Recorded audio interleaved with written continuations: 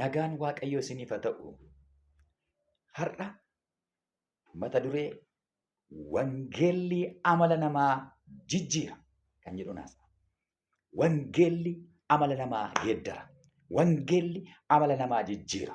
Kan namni gorsee dadhabe, kan namni dhibee dadhabe, jaarsummaan kan dadhabe wangeelatu geeddara. Wangeelli amala namaa geeddara. Barumsi baay'een amala geeddaruu hin danda'u. Barumsi dheeraa qabaachuun amala namaa jijjiiruu hin danda'u. Amalaaf tulluutti naannaa jedha Oromoon. Amala kan geeddaruu danda'u wangeela qofaadha. Yesuus Kiristoos amala namaa geeddara. Waa'ee amala irratti fakkeenya tokkoon isinitti hima. Intala tokkotu jedhani. Yeroo hundumaa haadha ishee jala hatti waa. Birrii keessanatti, midhaaninatti, waan haati keessa hundumaa jala hatti. Intalli kun otuma hattuu guddatte. Harkatu deema. Amalli ishee bakka baramteetti mana keessaa. Waa bannaan ishee dhumadha. Silaa heerumuun hin hafu gaaf tokko dhiirri waraqatatti ergateetu intala kana fuudhe. Intalli kun akkuma haadha jalatti barte sana, akkuma manaa barte sana abbaa manaa duraa waa fuudhutti kaate. Waan inni kaa'e fuudhutti kaate. Gombisaa keessa haatuutti kaate. Qabeenya haatuutti kaate. Amaatii jala haatuutti kaate. Walii wallaalan jarre. Isaanii galuu dide. Guyyaa tokko namni mana hin jiru. Akkuma duriin godhatteetu gootaraa durii sana achi ol qabattee muka jala qefee jala kaawwattee axxee waan ittiin hammaartu fudhatteetu keessaatii gadi jettee utuu hammaartu boquu ishee irratti jige. Inni qadaadisaa sun baay'ee ulfaataadha gumbii waan ta'eef oqqeedhaan margama waan ta'eef morma irratti gaafa jigu intala achumatti hambise. Intalli kun achii gadi ilaalte midhaan xaafii hammaaraa jirtu achii gadi ilaalte boquun ishee cabee achumatti hafte. Bammana gaafa galu amaatiin gaafa dhufan intalli gadi jettee dhaabatti. Har'a immoo maal taate jedhanii gaafa ilaalan hin jirtu isheen duuteetti. Kottaa intalli keessan hin duute jedhaniitu warratti ergani. Egaa boo'icha jalqaban hundumtu.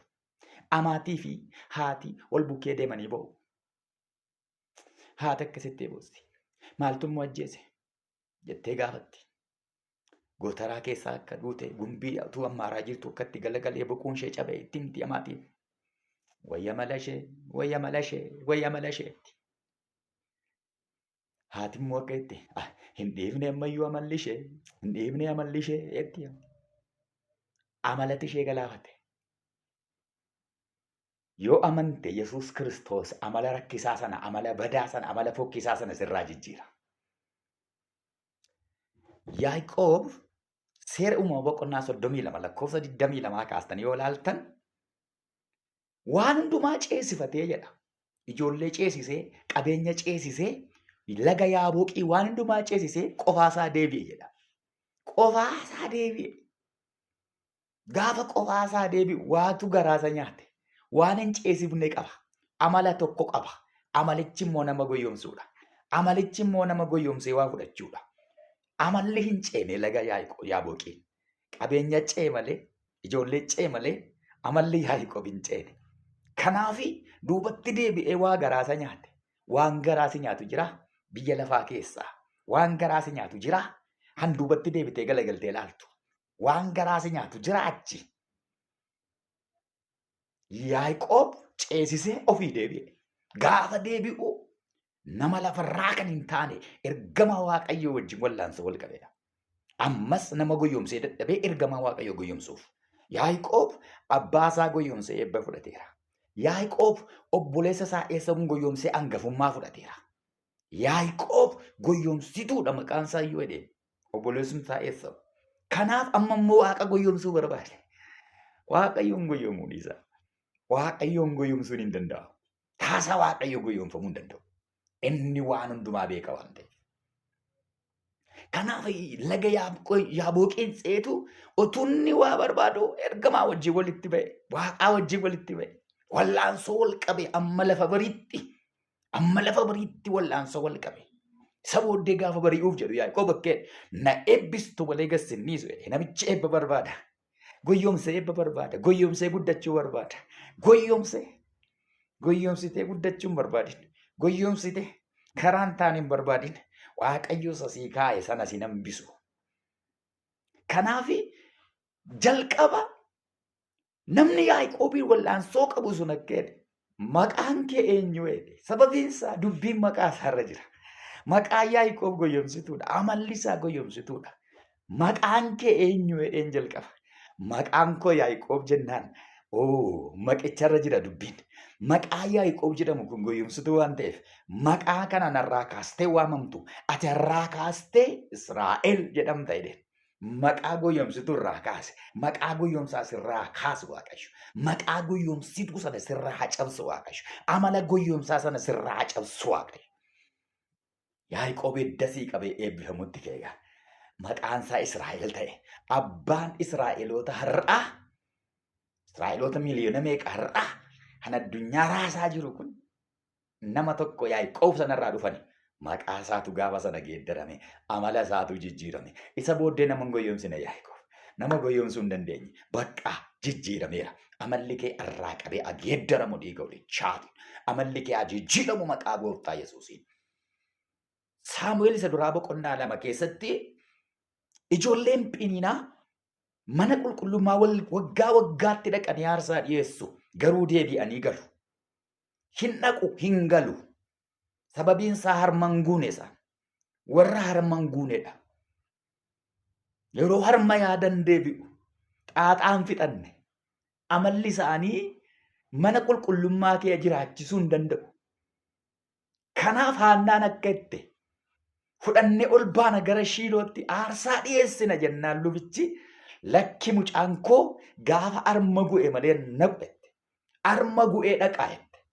Harma yaadee manatti hin deebi'u jette. Fixatee dhaqaa jette. Waaqayyo gooftaan amala fixatee gara isaa dhufu, amala fixatee tajaajilu, amala fixatee faarfatu siif laatu. Warri kaan gaafa suusiin itti dhaga'amu deemanii akka haadha manaa Looxiin duuba laalu. Deemanii duuba laalanii galagalanii laalu. Maaltu naafe? Amala hin cabne jira. Amala hin dhumne jira. Amala irraa hin dhumne sanatu jira. Amala sana sirraa qeexxa'u Waaqayyo gooftaan. Kanaaf Haannaan akkatti mucaan koo mana qulqullummaa yoo dhaqe achumatti taa'e. Deebi'een dhufu. Xaaxaa fixatee dhaqa. Amala fixatee dhaqa. Amala harma hodhu. Xaaxaa warra fixatanii dhaqan barbaada Waaqayyo. Xaaxaa fixatanii warra isatti tajaajilan barbaada Waaqayyo. Xaaxaa fixatanii warra lallaba Waaqayyo barbaada Waaqayyo. Utuu harman gu'iin faarfata baay'een. Utuu harman gu'iin lallaba. Utuu harman gu'iin raaja. Borimmoo iddoo biraa dhaqa. Borimmoo iddoo biraatti agartu. Borimmoo iddoo sanatti agarta. Haa tokko sitti immoo. Dhagaa durii dhagaa baatirii tokko maqaan ishee Mingizee Biraan jedhu. Bara ijoollummaa keenyaa Mingizee Biraan kan jedhamu tokko jira. Dhagaa Mingizee Biraanii. Mingizee Biraan jechuun hiikkisaa yeroo hundumaa ifa jechuudha. Dhagaan kun ji'a tokko duwwaa ifti. Ji'a tokko ifti.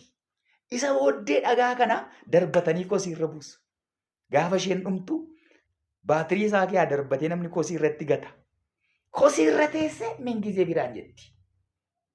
Kosii irra taa'ee Mingizee Biraan isa gaafa ifuu dubbata. Isa gaafa ifu. Namoonni baay'een irraa amalli isaanii iddoo kaleessaa jira. Amalli isaanii iddoo ejjaa, iddoo dhugaatii, iddoo saamichaa, iddoo hannaa, iddoo malaammaltummaa jira. Maqaan isaanii Mingizee Biraanidha. Tajaajilaa Mingizee Biraanii. Maqaan hin geeddaramne, amalli hin geeddaramne Mingizee Biraan jenna nutu maqaa kaleessaatiin isa waamne malee. Akkuma kaleessaatti isa barre malee namichi iddoo kaleessaa hin jiru. Amalli isaa sokkeera. Amala kee haa geeddaru wangeelli. Amala kee haa geeddaru Yesuus. Amala kee haa jijjiiru Waaqayyo irraa kaase. Maqaan kee haa geeddaramu. Amalli kee haa geeddaramu. Amalli kee haa jijjiiramu. Wangeelli irraa kaase amala kee sirraa haa geeddaru. Garsa sirriitti, garsa dhugaatti, garsa qajeelummaatti, garsa qulqullummaa Waaqayyootti amalli kee haa geeddaramu irraa kaase. Siif haa ta'u dhiiga holichaatiin. Siif haa ta'u maqaa gooftaa Yesuusiin. Siif haa ta'u irraa kaase.